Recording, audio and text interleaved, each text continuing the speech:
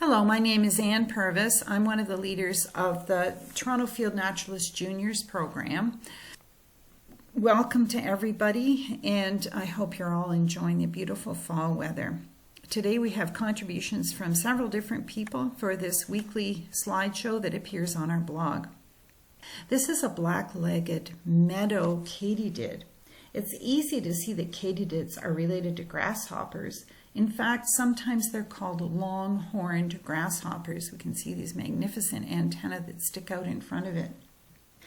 We can tell this is a female because of this reddish scimitar-shaped structure extending from the back of the abdomen here. This is the female, what the female uses to lay eggs, and it's called the ovipositor. So males of this species sing in daylight from tall grasses. When they locate a female, they will give her a large gift of food to help nourish her eggs. This gift can be up to 40% of the body weight of the male. So this is a black-throated green warbler. This little bird would be on its way to the Caribbean or Central America for the winter. Just wonderful that our Toronto ravines can provide stopover habitat for these migrating songbirds. This one lacks the black throat of the breeding male and female, so it is probably an immature. Immatures actually outnumber the adults in fall anyway, so that's another indication.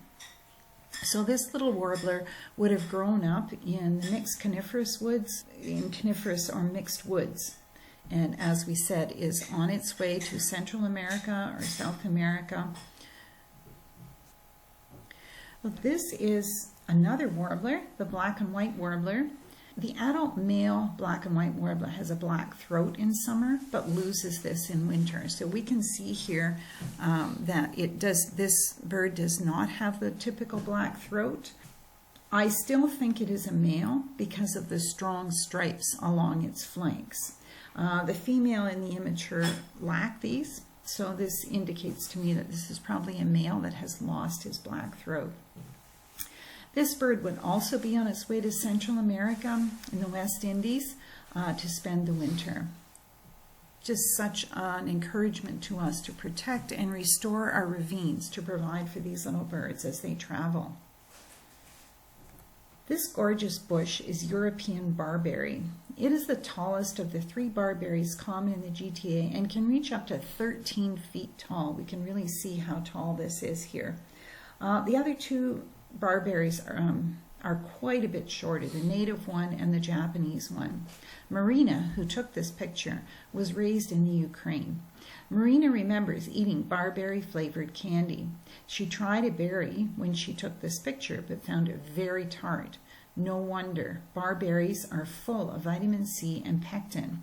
The bush is also covered with thorns, with 2 side branches, as the shrub book says, so are not super easy to access. The pectin makes them excellent for making jam, which is commonly done in Europe. In Iran, the berries are dried and used in rice pilaf. Iran leads the world production of something called zeresk, which is basically dried seedless barberries. It is used as a flavoring in chicken dishes. This is a common eastern bumblebee, all covered with white pollen. We were confused at first because this bumblebee is carrying baskets full of yellow pollen on the back of her legs.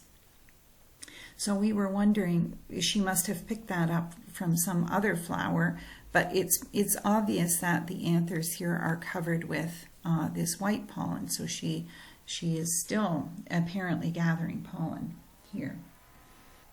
Bumblebees are truly social, which means the queen lays all the eggs, a new batch every month for the whole summer. Her offspring take over the gathering of nectar and pollen for the new larvae that emerge each month. At the end of this summer, the queen and her workers will raise a brood of males and females. The males will fertilize the queens and then die. The old queen and the workers all die. The only bees to go into hibernation for the winter are the new queens. So who is this worker? I'm guessing it is a worker gathering food for the last generation of bumblebees, probably the new males or the queens. This is a magnificent photo of Virginia creeper, which turns bright red in the fall. It is a wonderful vine to have in the backyard or in our ravines, not only because it is beautiful, but because it is also the larval host for lots of different creatures. Wow, this photo will get us in the mood for all the red coloring to come in nature. These are hickory nuts. So this picture was taken by Pamela and Amara. These nuts are quite edible, and the meat of shagbark hickory or shellbark hickory are quite sweet. Some people that want to live off the land collect these nuts. This reminds me of a wonderful story called My Side of the Mountain about a boy who left New York City to live in the Adirondack Mountains and collected piles of hickory nuts to eat all winter. These are some caterpillar pupal cases and eggs that were found by Pamela and Amara. And you can see that they're in some kind of a cavity where probably of a tree where probably a branch fell off. The brown cylindrical cases here with the rings are the pupal cases that the moths have emerged from. The female gypsy moth actually can't fly, so she will stay right where she emerged and wait for a male to find her. The male has big feathery antennae for helping him to locate the female by smell. Once she is fertilized, she will lay hundreds more eggs right where she emerged, and that's what these brown patches are on the left here. Hundreds of tiny little eggs that will come out next spring, and we see these actually on quite a few trees around Toronto.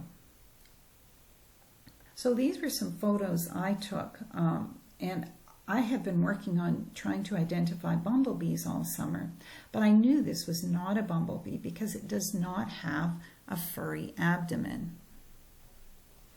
Then I noticed the black abdomen had some stripes of white hair, and the especially long hairs on the upper legs of the upper hind legs. I remembered from my book, Bees in Your Backyard, that the genus Andrena has these characteristics. An entomology professor from Singapore on iNaturalist verified that this is Andrena asteris, named after its affinity, or the fact that it likes to eat asters, the aster family of plants.